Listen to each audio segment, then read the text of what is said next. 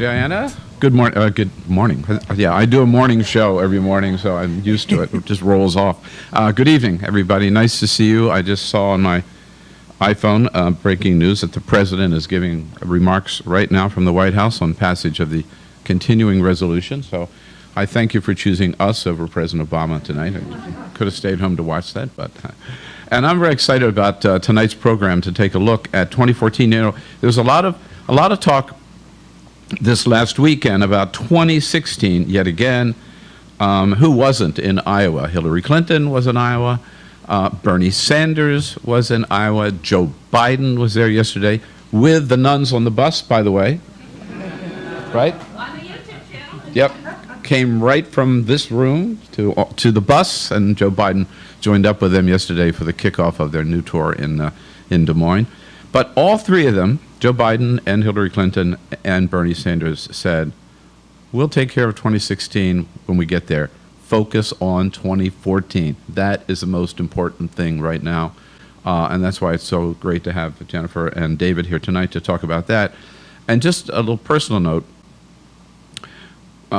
Way back in 1988, I was doing radio and television in California, and I thought I might want to run for the United States Senate against incumbent Senator Pete Wilson. And I actually took a leave of absence to look into it, and I came back here to Washington, and I met with two people, John Kerry, who was then head of the Senate Campaign Committee, and Charlie Cook, over at the Methodist Building. I think his office was there then, as I recall.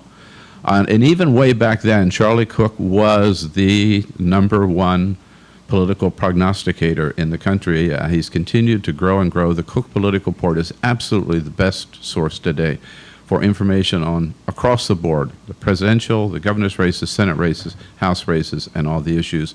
And Charlie would be the first one to say that he could not do it without Jennifer Duffy and David Wasserman. So thank you guys so much for coming in. And I must say, they've also been very good to me and been frequent guests on my show as well. So, David, let's start with the House. And the big question is there any chance in hell that Democrats can take back the House?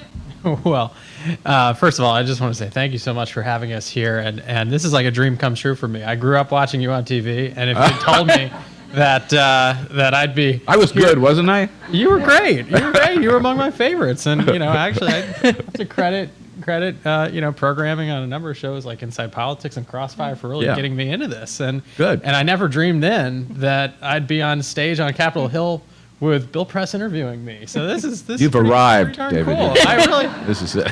I'll pinch myself for that. Right. Yeah, I mean, in the House...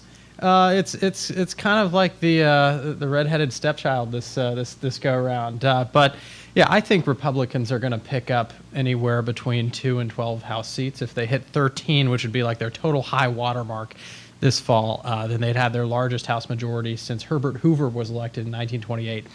And when we're looking at polling, so Republicans, you believe, actually pick up, not Democrats don't pick up enough to win, but Republicans pick up more? Yeah, and you know, that shocks a lot of people. But today we have a 234 Republican to 201 Democrat breakdown in the House, even though Democrats won 1.5 million more votes than Republicans in 2012.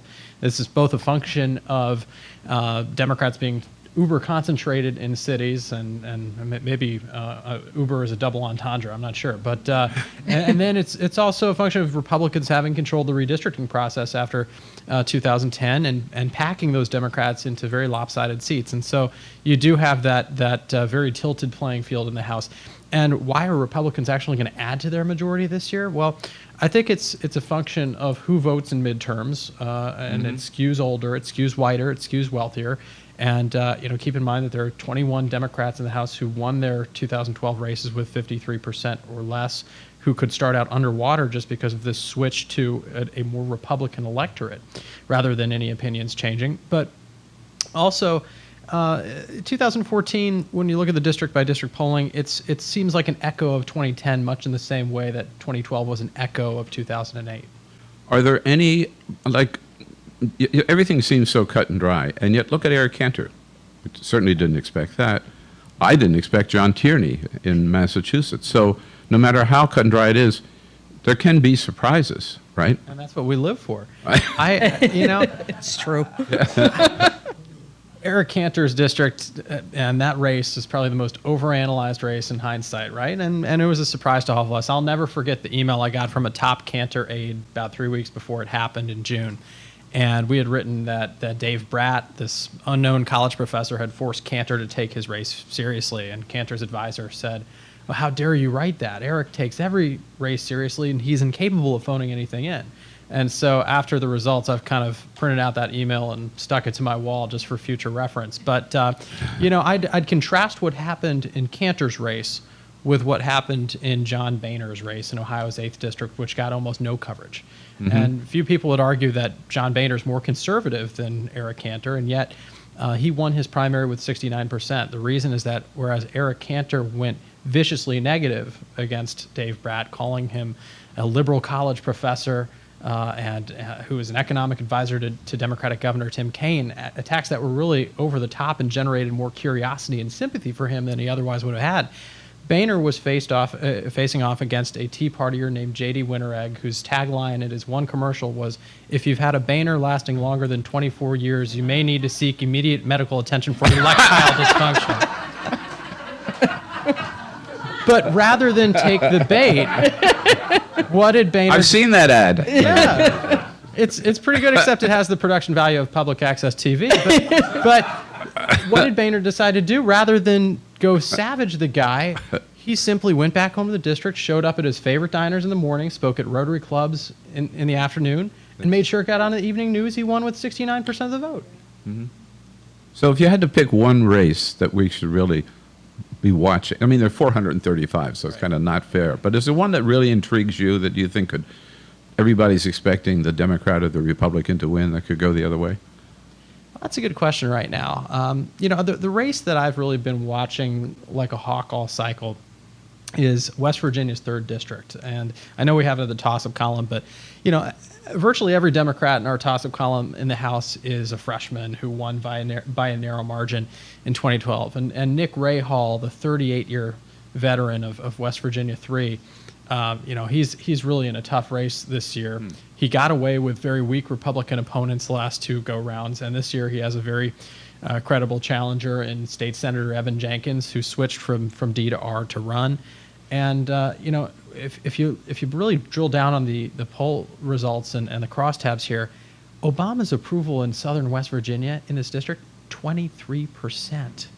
And so how can anyone with a D next to their name win that race? And it's miraculous it's still close. And that's Rahal's district, yeah. So Jennifer, on the Senate side, and there's so many interesting Senate races, but there is breaking news today.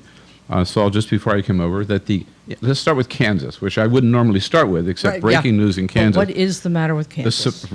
Right. The Supreme Court ruled with the Democrats today that the Democratic candidate,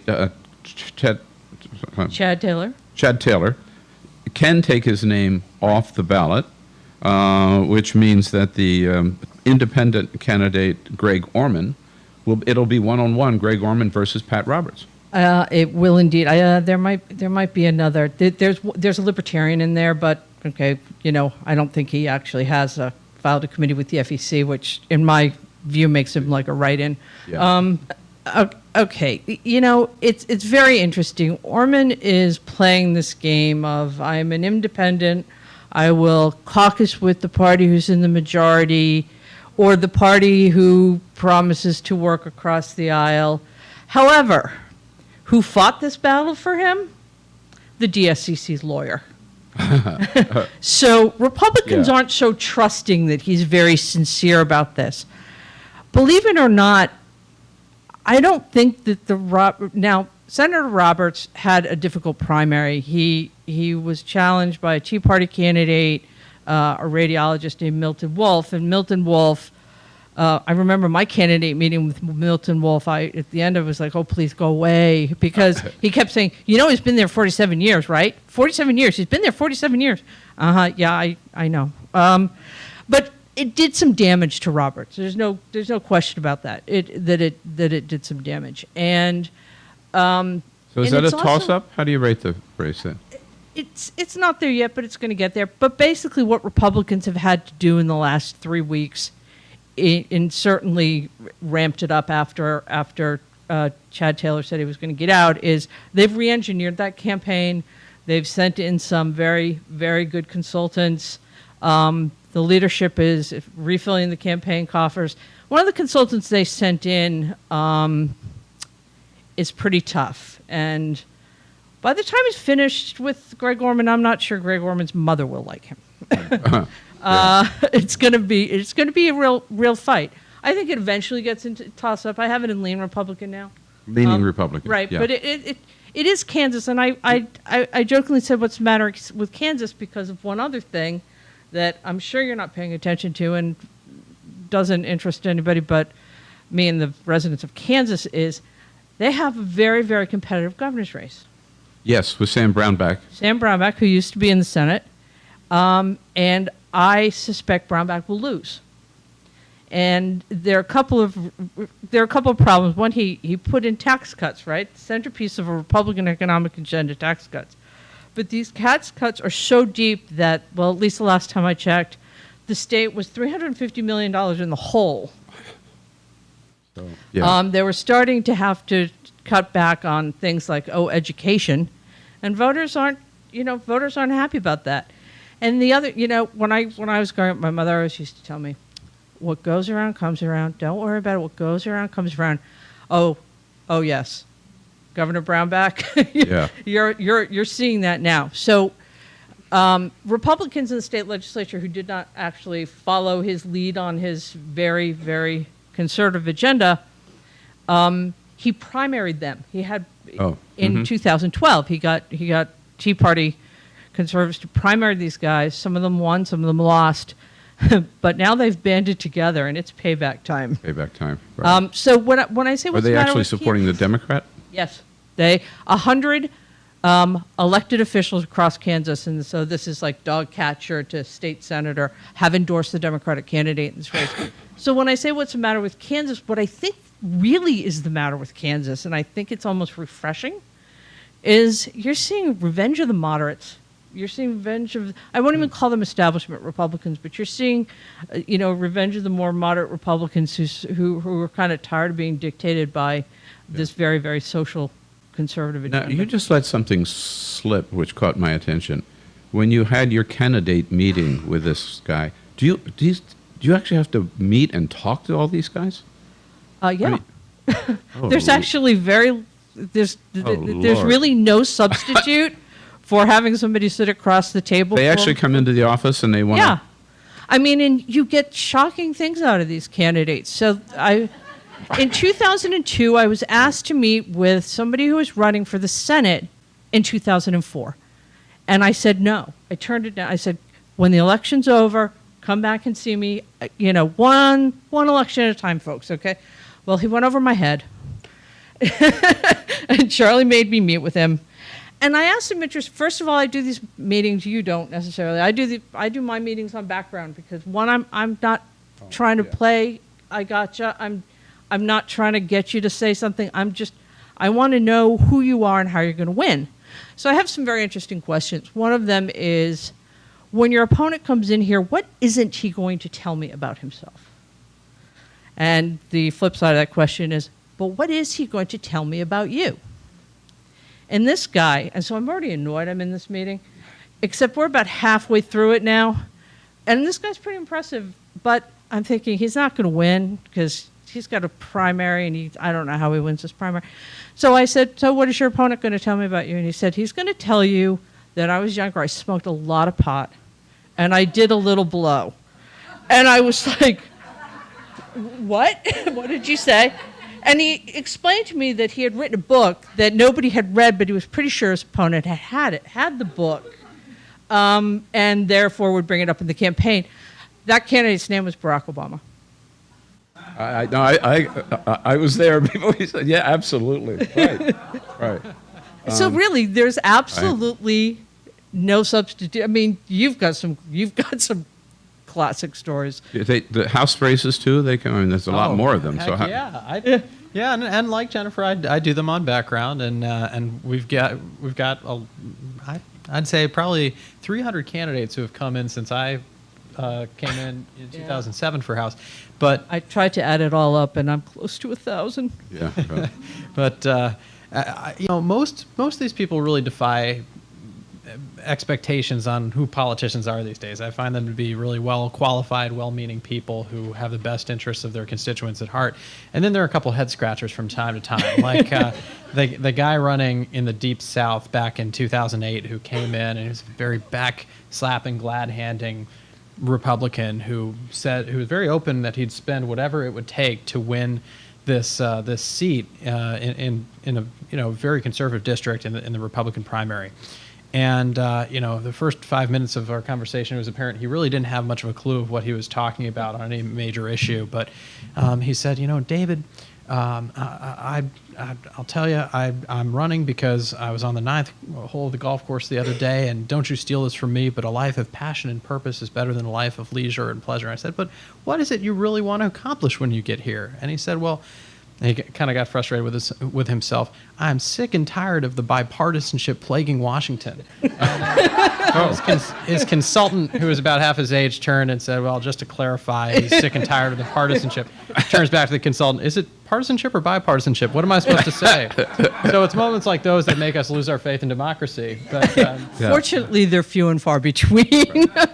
I should have asked you the big question is, there's all this talk about Obama's poll numbers are down, the economy is still sputtering, we're going back to war in Iraq, people are not feeling good, so therefore there's this Republican wave that makes it absolutely certain that Republicans are going to win back control of the Senate. Do you see the wave? Do you buy that? I don't buy the wave. I don't think that we're seeing the wave, mostly because the party is not very popular. I mean, yes, all the sort of atmospherics are working against Democrats. These things that would create this wave that sweeps in Republican candidates. But here's what I do see. I see a really hostile map. In other words, Republicans don't need a wave because the map works in their favor. So you basically have 7 seats, Democratic-held seats up this time that Mitt Romney won with 14 points or more. And most of those races are very competitive. You have another state, North Carolina, where Romney won by 2. That's competitive. So they don't need this big wave. If the map is friendly, or the map is friendly enough for Republicans, and we're really going to see on election night how red and blue America is. But it's not a done deal No. yet? No. You mentioned now, if my boss were sitting here, he would kick me under the table and tell me he thinks it is. We have a difference of opinion on this, and I'll tell you why. He spends, most of his time literally at 30,000 feet, and traveling the country. You're in the trenches. And I watch these races, Yeah. and he doesn't do candidate meetings anymore. He doesn't have Let's run through a couple of them. Yeah, sure. New Hampshire. New Hampshire, interesting. New Hampshire, I do not have in toss-up yet. So you have Jeanne Shaheen, she's former governor. She's running for her first term, for a second term, and her opponent is former U.S. Senator Scott Brown of Massachusetts. He just moved a little north. I don't think that the carpetbagger thing is a big deal. One, you have to understand most of the people who live in southern New Hampshire work in Massachusetts, or at one time lived in Massachusetts and moved to New Hampshire. And the other thing is, he's not really a carpetbagger. He's had a house there for 20 years. So you don't have a toss-up. How do you? I don't. I have it leaning Democrat. I think that's where it is right now. It's a couple more polls might send it over the edge, but I still would put a thumb on the scale for Shaheen. You mentioned North Carolina. Kay Hagan up against House Speaker Tom Tillis. Yes. It's still a close race. I think Hagan's ahead a little bit, and if I'd probably put a little thumb on the scale for her. I think North Carolina is one of these places where you have seen excessive amounts of outside advertising. I mean, crazy amounts and they've been on the air since January. Does it backfire? No. No. No, I'm beginning to believe that voters are starting to go, Hulu Plus. And when it gets too much for them. But it's one of these races where Democrats, they're going to test something. So as David talked about what a midterm electorate looks like, what happens? So why does it look like that? It's because a lot of Democrats' core groups, single women, voters under 30, African Americans, Hispanics, they don't actually turn out in midterms. So Democrats have undertaken a project that they are calling the Bannock Street Project. They are investing $60 million to contact those voters and get them. And North Carolina is one of the places that they are putting this effort in. Now, it's very interesting. You know, is it going to work in places like North Carolina, which I call a purple state? It's not really blue or red. Colorado. Now, they're also trying this in places like Arkansas, Louisiana, states that haven't seen a Democratic Party organizer in 2 or 3, probably since Bill Clinton was governor. So it's going to be very interesting to see if they can make it work in red states. And if they can, that's how they hang on to the Senate. Right. David, certainly the Obama machine, they are masters at turnout. I mean, they proved that in 2008. They proved it again in 2012. Can't they put that machine to work in a midterm elections and defy the odds, basically? Well, yeah, it's an excellent question, and you know, first of all, I think given where the president's approval is today versus where it was in the run-up to 2012, there's certainly less enthusiasm. There are fewer volunteers on the Democratic side. There are fewer willing soldiers in this kind of environment. That atmosphere, that energy, that just isn't the same. So that's kind of a prerequisite. But second of all, the data masters, the real geeks of the 2012 Obama campaign, they've spread out and started their own shops. A lot of them are competing with each other, and they're not working on the same team. Some are working for some candidates, others for others. And you know, a question I've really asked a lot of Democratic candidates for Congress in the course of this year is, okay, you've got your media consultant, you've got your pollster, you've got your mail consultant. Who's doing your targeting?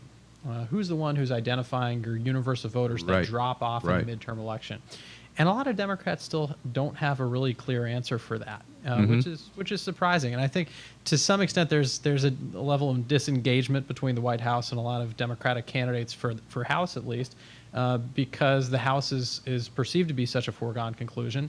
But I look at kind of the gold standard of get out the vote in an off year as the McAuliffe campaign in Virginia in 2013. And Robbie Mook and all of the Democrats who were running that effort really were laser focused on turning out those casual Democrats. Yeah. And even so, they were only able to raise minority and young voter turnout just barely enough to beat Ken Cuccinelli. And so that it's really a game of mitigating that drop off rather than completely eliminating it. Don't forget, we'll do another maybe 5 minutes or so, and then there are a lot of races we haven't touched on. I know you're interested in Alaska and Michigan and all the others. We'll have a chance to ask Jennifer and David about those. But I want to, a race is very close to this Hill Center in the group here, and that's Louisiana. And Mary Landrieu, who was very helpful in establishing the center. Some of you may not know that when she was here, I don't know how many of you were here that evening with her, and I said some nice things about Mary Landrieu, which have ended up in an attack ad by her opponent that's running against her because how could she do these nice things for the Hill Center in Washington, D.C., and not be working for the people of Louisiana? So I plead guilty. But even Vincent Gray appears in that ad. Even Vincent Gray appears in that ad, so I'm not the worst, right? And it wasn't, the Hill Center was not portrayed in any negative light. No, not at all. It's just that they were looking for Louisiana. So Louisiana. Let me, should I explain to the uninitiated what a race in Louisiana looks like? Because they can't do it the same way as everybody else. It's unlike any place else on the planet. On Election Day, they actually have their primary. All candidates run on the same ballot, regardless of party. If somebody gets 50% of the vote, +1, game over. If nobody gets 50% +1, the two top vote getters, regardless of party, move on to a runoff, which will be held December 6th. There are 6 or 7 candidates in this field. Most of them are Republicans. I suspect, well, I more than suspect, this is going to a runoff. Here's the interesting part. This is what will make it a fascinating race, and the entire political press corps will move to New Orleans. Could be the race that decides control. Exactly. Right. So God help the people of Louisiana, because you will see more ads and more bodies and more money than they know But they it know also what to means do with. we will not know on November 4th That's or whatever right. it is. May Exactly. not know. We will not know. I mean, I was asked that question on election night. We worked for NBC, and I was asked to come prepared to discuss when they could call the Senate. And I said, December? And that, and the answer was, no, you're not calling the Senate in prime time. That's not going to happen. In fact, I'll even make it a little worse, because this is my nightmare. There's one other state with a runoff. Georgia. Georgia, which is later, correct? Yes, the runoff in Georgia is on January 6th. Now, if everybody remembers their rules, when Congress is supposed to go into session, they would go in before that runoff. It's going to be very interesting. I think there's much less of a chance that happens in Georgia, and I think that I have strategists tell me that only because they know it makes me crazy. You can ruin my Thanksgiving, but you can't ruin my Christmas. But what I find interesting about the Georgia race, with Michelle Nunn, daughter of course, and David Perdue, David Perdue, right? is the Bush family has split in this race. Yes and no. Michelle Nunn is, the daughter of former Senator Sam Nunn. But I don't like to say that about her first, because she's an accomplished person in Absolutely. her own right. She, until recently, was the CEO of the Points of Light Foundation that was started by George H.W. Bush. So there are Bush family members who are who are still involved in the Points of Light Foundation. Here's the dividing line. They're not campaigning for her. They're not giving her money. They're not. But if David Perdue has run a negative ad about the foundation, they will defend the foundation, and that's what they've done. Yeah. But I saw that Neil Bush said his daddy Right. made a mistake by supporting Perdue and not supporting Michelle Nunn. So Yeah, well, I mean, he sort of, it's an outrageous ad. He essentially accuses Points of Light of supporting terrorism. It's really nasty stuff. I can understand why they Yes, why they might me too. react to that. You mentioned reapportionment earlier, David. Before we go to questions, are we just locked into these districts the way they are now for how long, and what's it going to take to change them?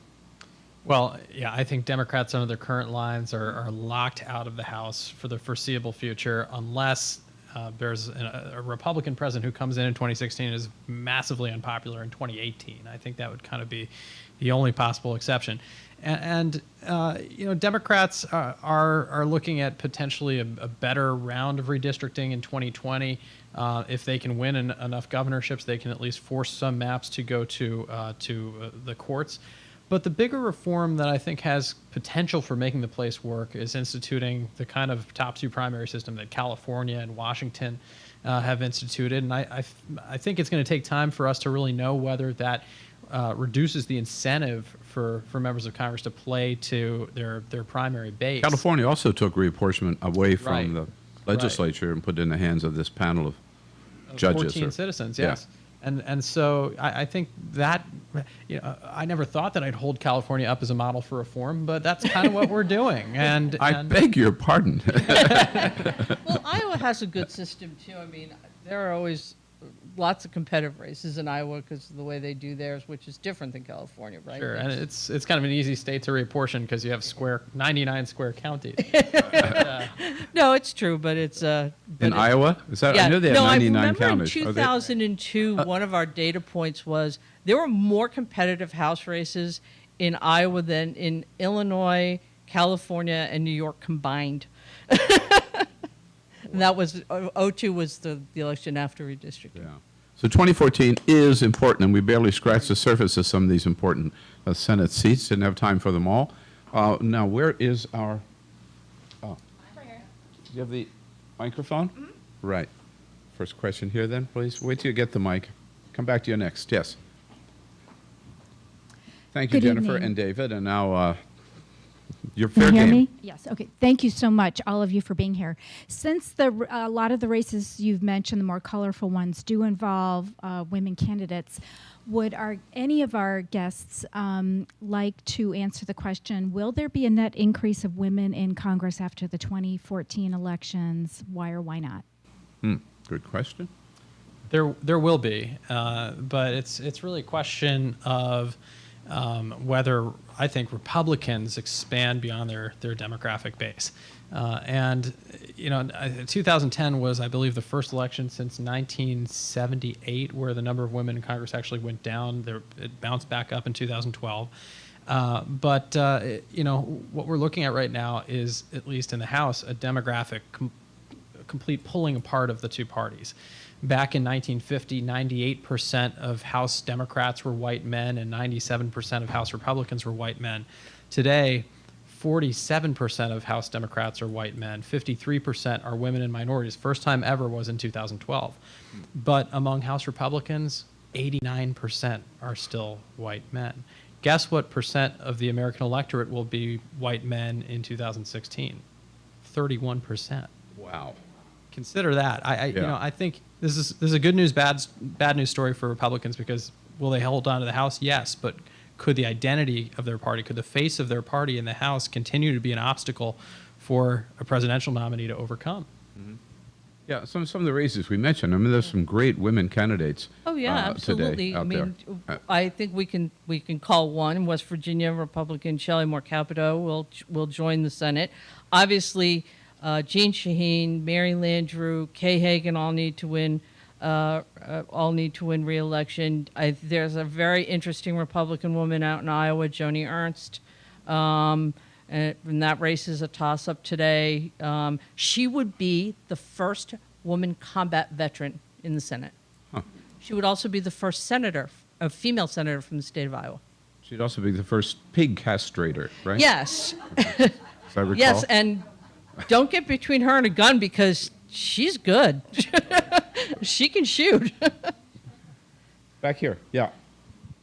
This is a perfect segue. I'm actually from Iowa. Spent 22 years there. Perfect. All right. And my question is about Iowa. And just to add to the trivia about the first woman senator from Iowa, she would be the first ever either representative, governor. They'd never elected anyone to statewide office. There's only one other state, I believe, to do that, and that's Mississippi. So just adding more Iowa trivia to the conversation. Don't brag about that. Sorry. It's not a very proud thing. But my question is, I'm a lifelong Democrat. I'm a very loyal supporter of Tom Harkin, who's obviously leaving in November. If Joni Ernst wins, is the narrative going to be framed, then not to take anything away from the campaign she's run, which I think she's run a very strong campaign. She seems to be gaining momentum and has been for quite some time. Is the narrative going to be framed that she won or that Bruce Braley lost? Well, okay, Bruce Braley is a member of Congress. He's the Democratic nominee for the Senate, and he suffers greatly from foot and mouth disease. He was on tape saying something negative about Senator Grassley, which you just don't do. He's well respected and well liked. He sued his next door neighbor because, I kid you not, this is the stuff I deal with all day. Her therapeutic chickens, I didn't even know there was such a thing, got onto his property at his vacation home. He also complained during the government shutdown that things were very, very hard for Congress because there are no clean towels in the house, Jim. This is not Iowa, right? Did people talk about Minnesota nice? I think that there's a big Iowa nice. Having said that, Joni Ernst had to run a decent campaign to take advantage of that. And I think she's done that. And one of the reasons I know it's still close is Democrats are suddenly pouring a ton of money into that state. So I think that the narrative is going to be that Joni Ernst kind of came from nowhere, which she did. She blew away all expectations Certainly in the primary she did, but that Bruce Braley was a very, very flawed candidate. I just have to add a note about, I have been feeling guilty ever since Bruce Braley was on my show in studio where he made the towel comment. And I sat there saying, Bruce, to myself, Bruce, don't say that. But he actually said that this was during the government shutdown, about how hard it was for members of Congress because they had to wash their own towels in the gym.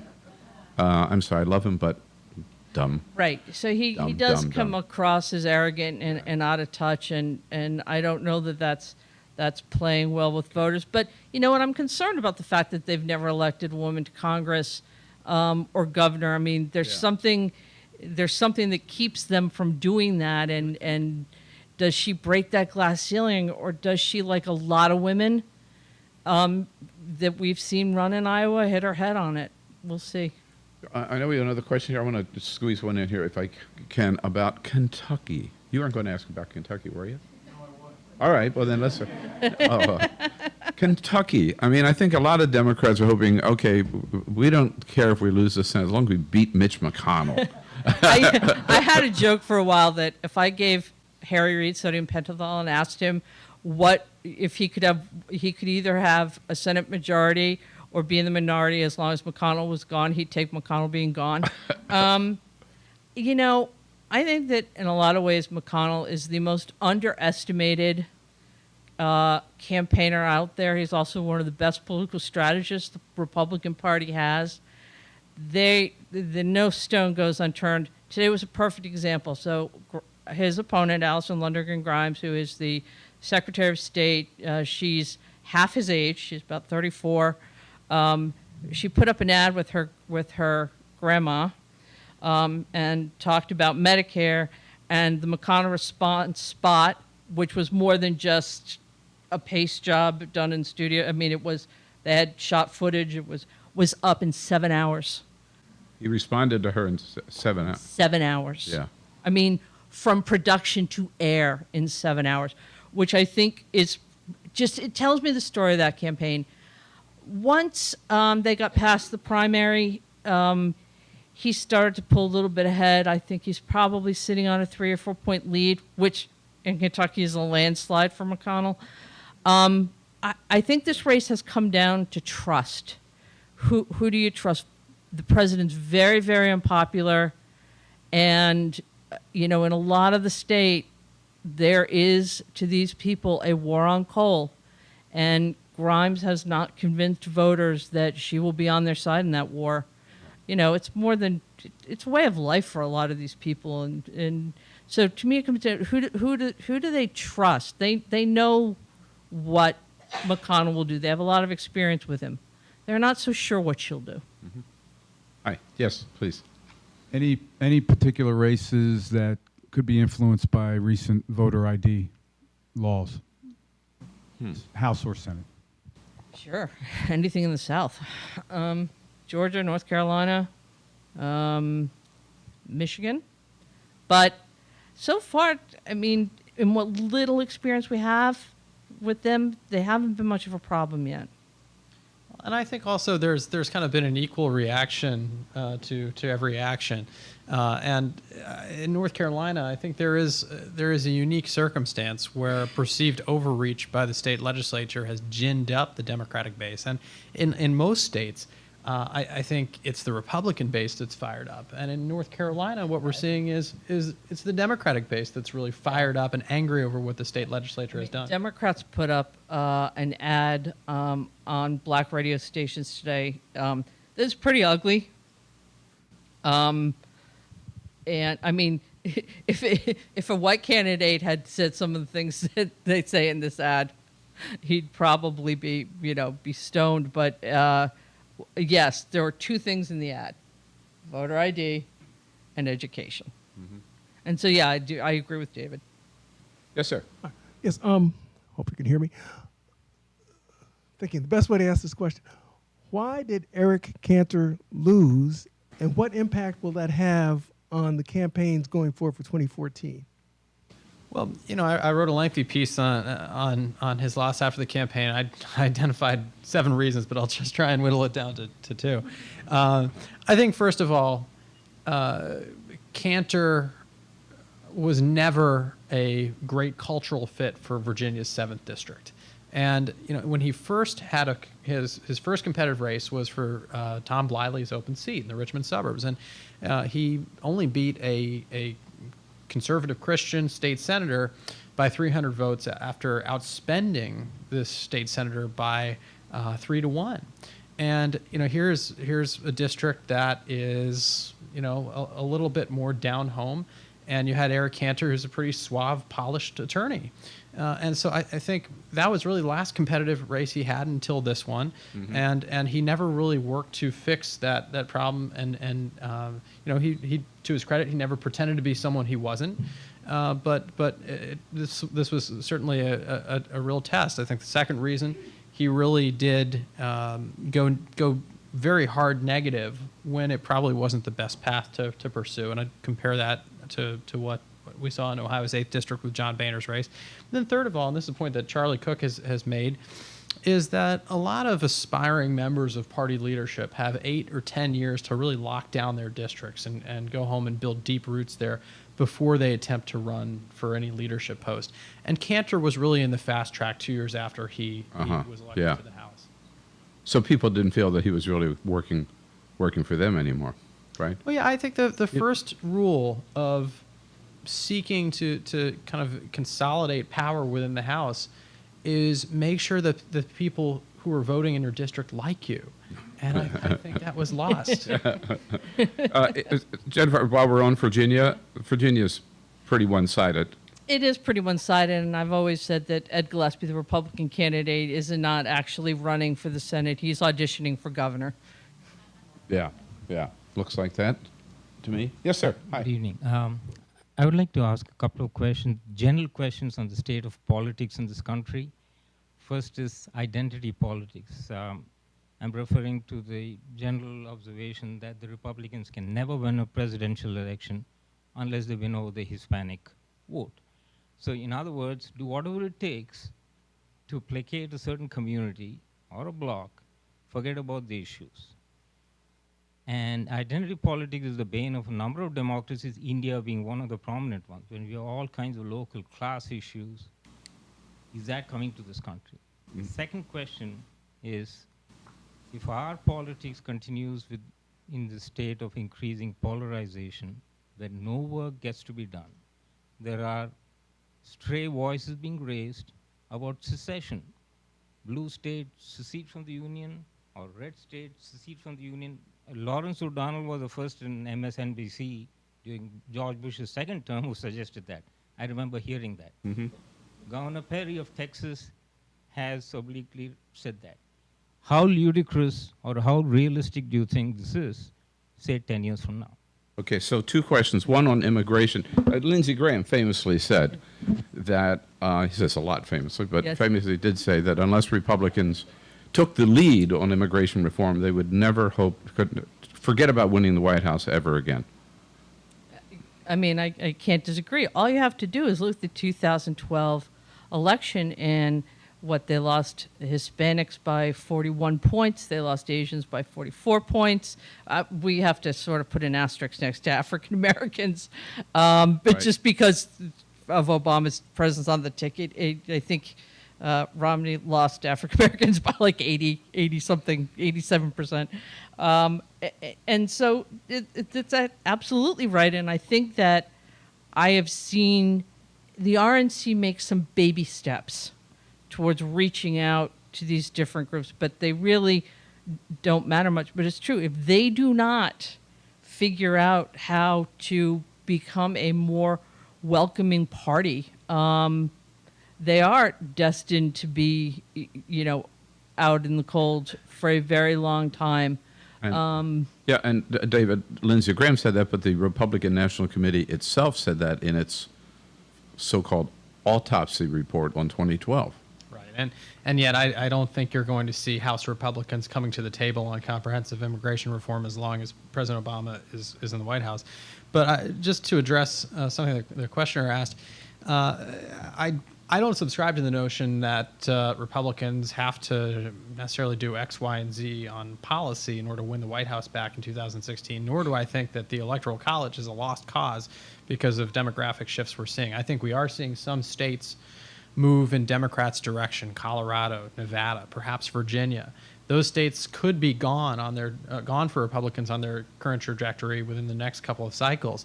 But then there are states that are also moving towards Republicans. I would argue, particularly in the Rust Belt, Pennsylvania, Ohio, Wisconsin, perhaps. And those are really the key states that I think Republicans would need to put in their column to win in 2016. And for all the talk of young voters being a lost cause for Republicans as well, I think 18 to 29-year-old voters today, they deeply dislike the Republican Party, but they're not necessarily calling themselves Democrats. I think they're becoming kind of free radicals on our political spectrum. Right. Yes, okay. Here and then there. Yeah, great.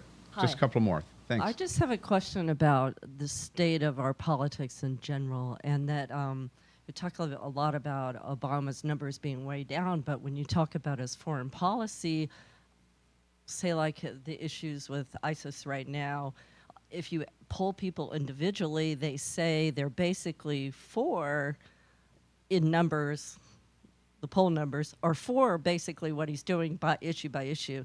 And the same thing for the Affordable Care Act. But overall, people say that it's, you know, its approval ratings are down. Is that kind of a telling point of dark money, political messaging, or whatever? But why is it his policies are unpopular, but individually, what he does, most people agree with? Yeah, I'm not sure I agree with some of your. Yes, I agree that what he is doing now with ISIS is voters are okay with. But remember the way the question's asked. The question is, you know, do you approve, disapprove the job the president's doing on foreign policy? So it's larger than that issue. Well,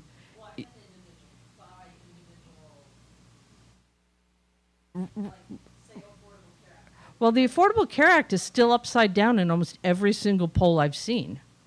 Every national poll, you can go and look at some state data where it's in good shape, but I just looked at some Pew numbers and some Kaiser numbers, and it's still upside down by about 10 points.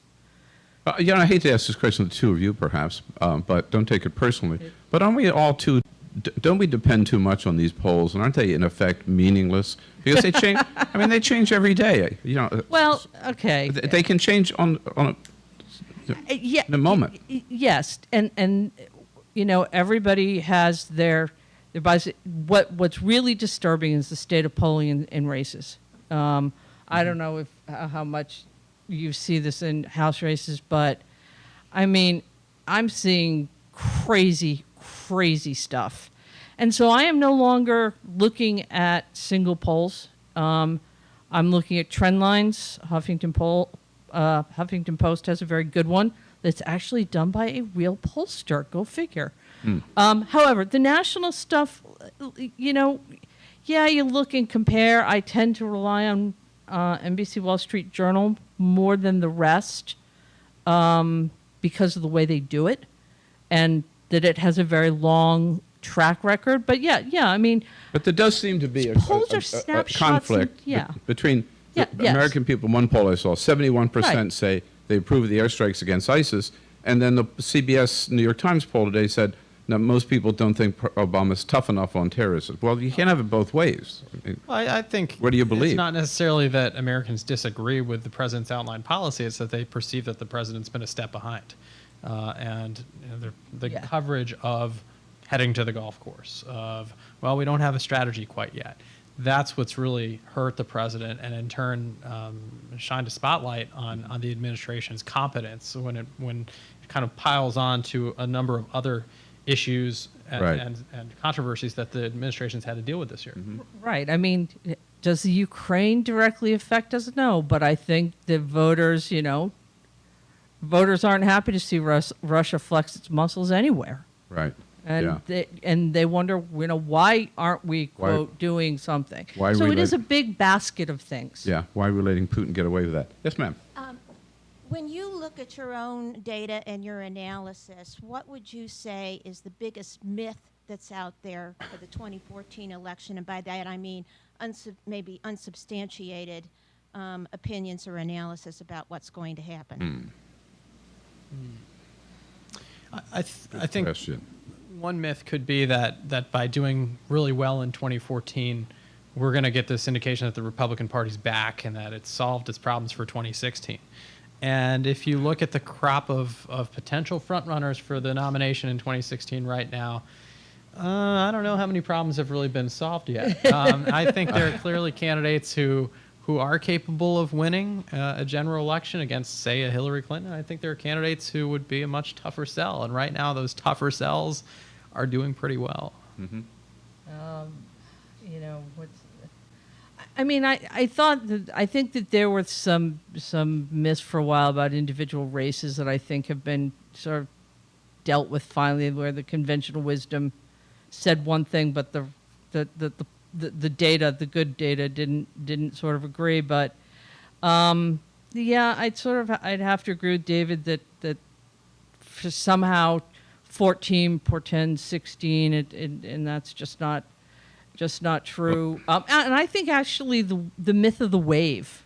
Yeah, I was just going to say that. The myth that there's a wave out there when it's more like a nice rolling ripple. I think that's another one. That I want to ask you a big picture question, which is I have heard several people say, and I don't know whether the numbers really back this up, that if Democrats ever win, if Texas becomes a Democratic state again, there is no way Republicans could ever win the White House. Well, there are just not enough electoral votes without Texas. Right, and there's no question Texas is the massive building block of a Republican electoral college coalition. And that said, there's this kind of perception out there that Texas is on this slow glide path towards becoming a Democratic state. That once enough Latinos, Asian Americans, African Americans register and become a majority of the population, well, they already are a majority of the population, but once they become a majority of the vote, then Texas will be a blue state. If you kind of track over the last 20 years, Texas hasn't gotten bluer. It's actually gotten redder. And that's because most of the attention has been on that one demographic side of the equation on minorities. But what's happened among white voters is a complete collapse of the Democratic Party in rural and white suburban Texas. And so Democrats are, I think, much further away from winning statewide today than they were in 1992 or 1996. I think Wendy Davis's campaign, well, you can address what's going on there. Sometimes I feel like she's running in an alternate universe and not talking about issues that the voters want to hear about. I mean, I almost think it's unfortunate that they talked her into running because she was doing some really good work in the state Senate and served a real purpose there. And this was always an uphill battle. Artie has, lost a manager. That's always a bad sign. Doesn't have the money to compete at the level that Greg Abbott does. So, she may make a good, respectable showing, but she's definitely not winning this race. So we only have you for an hour tonight, and we run out of time. But if people want to always check in and keep up to date with the Cook Political Report, how do we do so?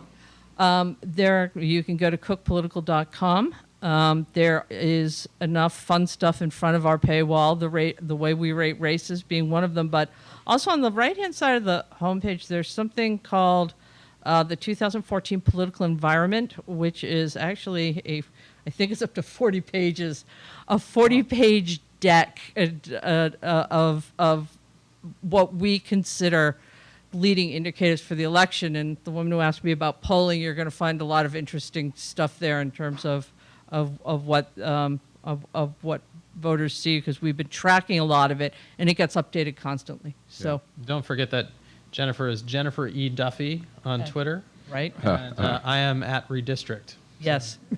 What is yours? I'm just Because that much I of a made him weirdo. change it from, what did I make you change it from? I forget. But tell me what it is again on It's Twitter. just at redistrict. At redistrict. Yeah. Hey, it's only 8 more years away. So. Right. Hey, Exactly. you Well- have a lot more followers than I do. It's working You can for see you. whether we leave tonight with our hopes up or our hopes down. Certainly, two people who know the political scene, American political scene, better than anybody. Jennifer and David, thank you so much. Thank you.